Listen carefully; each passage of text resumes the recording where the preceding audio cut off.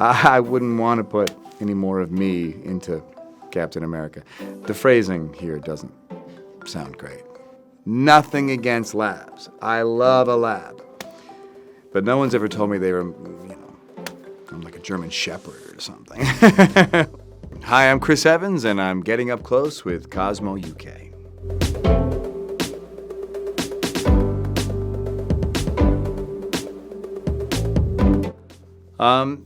The preference between heroes and villains isn't so much about whether they are good or bad characters. It's more about their nature.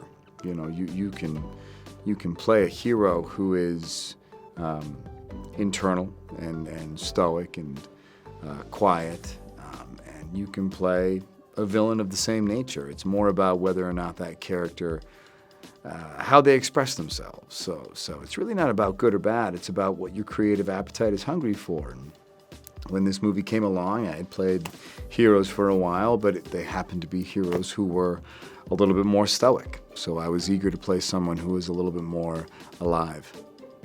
Party trick. Oh, I got a few. What's my party trick?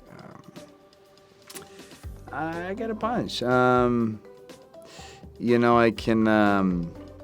can do it. I can make a little rib out of my...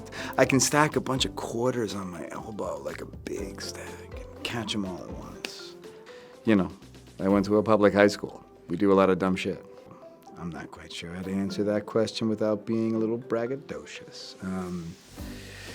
I've played Captain America for a really long time, so you obviously try to draw parallels between you and the character, and he's a really good man, but I'd like to think I'm a good man, but who knows? I'd say the longer I played Captain America, the more Captain America was put into me. Again, you play a character for so long, and you try to understand a certain way of thinking that's not your own, and you can't help but appreciate it for a long enough period of time. You can't help but recognizing the value in it and hope to see more of that character in yourself. So I wouldn't want to put any more of me into Captain America. The phrasing here doesn't sound great, but I hope you know what I mean. That might be the best question I've ever been asked. Don't know. I've had some people tell me they see me as a dog, and the type of dog they reference I take very personally, because I've had some people say lab, which I take insulting. I mean, listen, I got nothing against labs. I got nothing against. I love labs. I love a lab. They're wonderful dogs. But they're kind of big, happy, dumb dogs. Again, nothing against labs. I love a lab. But no one's ever told me they were, I'm like a German Shepherd or something. Like this, unbelievable greyhound. What dog do I identify with? It's a really good question. I'd say a mutt. I wouldn't even take it to a specific breed, because the dogs that I've gravitated towards in my life typically are mutts. The advice I would give my younger self, I've given this a lot, I would say shh.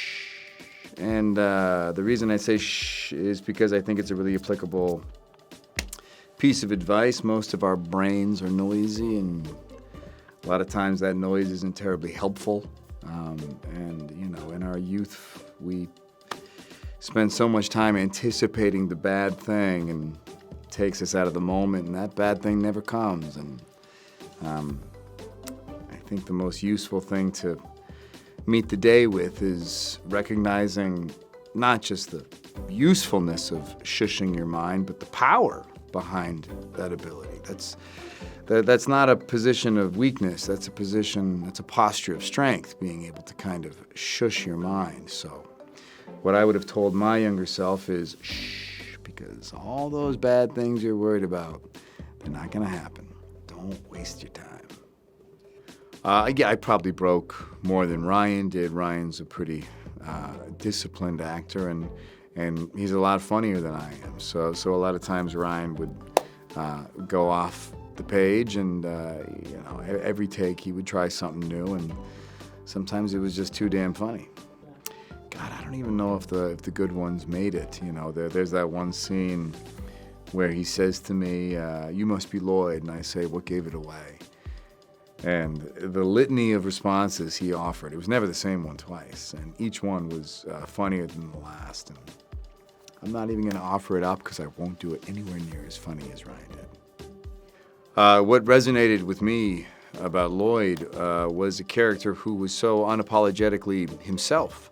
I've played a lot of heroes in the past, and nothing wrong with doing that, but oftentimes they're men of few words and a bit taciturn, and sometimes villains are a little more unapologetic and liberated and free and verbal, and it's fun to explore that variety as an actor.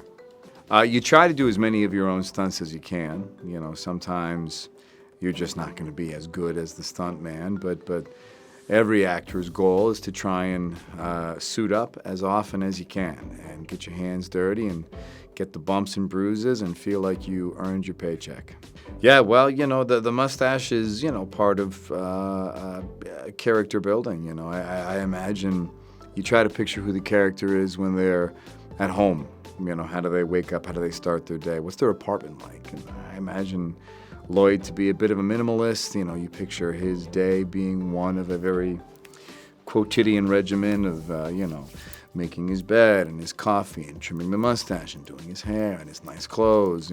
These very exacting patterns of someone who's so wild and uninhibited but still has an incredibly regimented, personal approach to his own appearance, which I thought was just kind of fun. Well, working with people I know.